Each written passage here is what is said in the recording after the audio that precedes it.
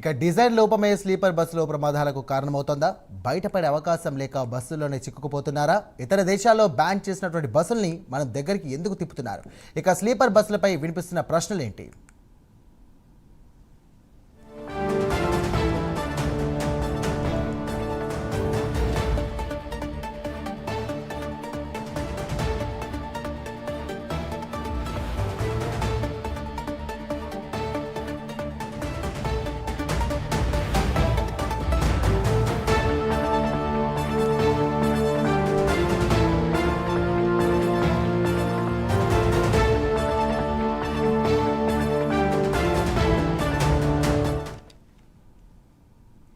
ఇక కర్నూలు బస్సు ప్రమాదం అనేక కుటుంబాలకు తీరని విషాదాన్ని మిగిల్చింది. 10 రోజుల క్రితం రాజస్థాన్లోనూ ఇలాంటి ప్రమాదమే జరిగింది. ఇక అక్కడ 20 మంది సజీవ దహనమయ్యారు. దీంతో స్లీపర్ బస్సుల సేఫ్టీపై చర్చ పెరుగుతోంది. ఇక వీటి నిర్వహణకు కఠిన నిబంధనలు తీసుకురావాలని డిమాండ్లు కూడా వెల్లువెత్తుతున్నాయి.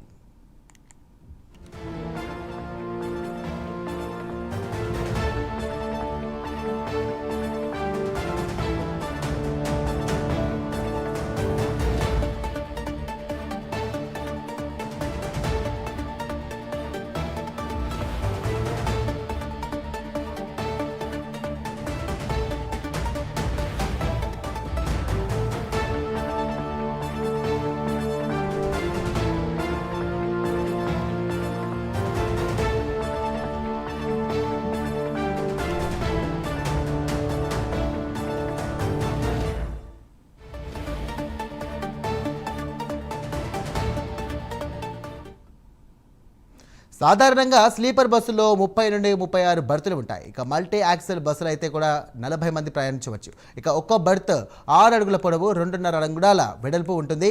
కానీ బెర్తుల మధ్య ఉండే ఖాళీ ప్రమాద సమయంలో కీలకంగా మారుతుంది. ఈ దారి చాలా ఇరుకుగా ఉండడంతో ఒక్కరు మాత్రమే వెళ్లే అవకాశం ఉన్నట్టుగా తెలుస్తోంది. దీంతో ఏదైనా ప్రమాదం జరిగినప్పుడు బయటపడే అవకాశమే లేకుండా పోతోంది. దీంతో ప్రయాణం సాఫీగా జరిగినంత వరకు కూడా బాగానే ఉన్నా ఏదైనా ప్రమాదం జరిగితే తీరని విషాదాన్ని మిగులుస్తోంది.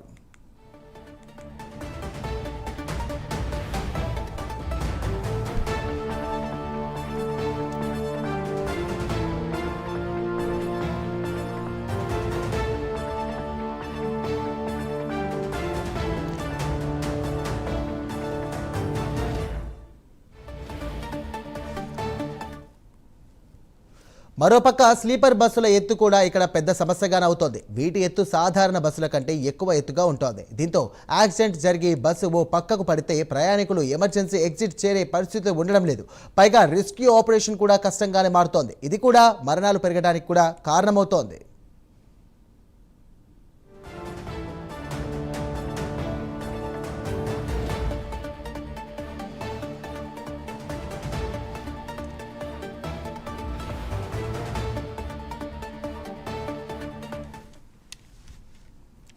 ఇక స్లీపర్ బస్సుల్లో ప్రమాదానికి మరో కారణం. ఇవి సాధారణంగా రాత్రిపూటే రోడ్డెక్కుతాయి. దీంతో డ్రైవర్లు అర్ధరాత్రి దాటిన తర్వాత నిద్రమత్తులో పడిపోవడంతో యాక్సిడెంట్లు జరుగుతున్నాయి. కనీసం 25% మంది డ్రైవర్లు నిద్రమత్తులోనే డ్రైవ్ చేస్తున్నారని అధ్యయనాలు చెబుతున్నాయి.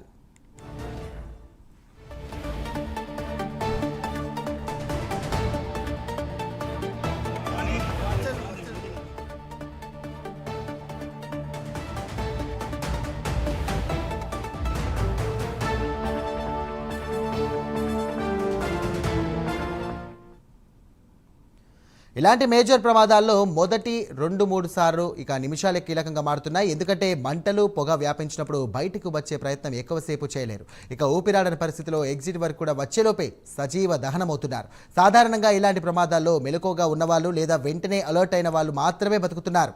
ఇక్కడ మరో కీలక విషయం ఏంటంటే ఇక స్లీపర్ బస్సులన్నీ కూడా చాలా దేశాలు నిషేధించాయి. మొదట్లో వీటిని వెస్టర్న్ కంట్రీస్లో ఎక్కువగా ఉపయోగించిన ప్రమాదాల కారణంగా వీటిని ఉపయోగించడం తగ్గించేశాయి. చైనా విషయానికి వస్తే ఇలాంటి ప్రమాదాల కారణంగానే చైనాలో స్లీపర్లు అనుమతించడం లేదు. ఇక 2009 తర్వాత 13 స్లీపర్ బస్సుల ప్రమాదాల్లో 252 మంది చనిపోయారు. దీంతో 2012 నుండి కూడా వీటిని నిలిపివేశారు. కానీ మన దేశంలో మాత్రం వేల సంఖ్యలో తిరుగుతూనే ఉన్నాయి. ఇక రాత్రి అయితే దేశంలో హైవేలపై కిల్లర్స్ వాహనాలుగా మారి ప్రాణాలు తీస్తున్నాయి. ఈ పరిస్థితుల మధ్య మన దేశంలో కూడా స్లీపర్ బస్సులన్నీ కూడా బ్యాన్ చేయాలనే వాదనలు కూడా పెరుగుతున్నాయి.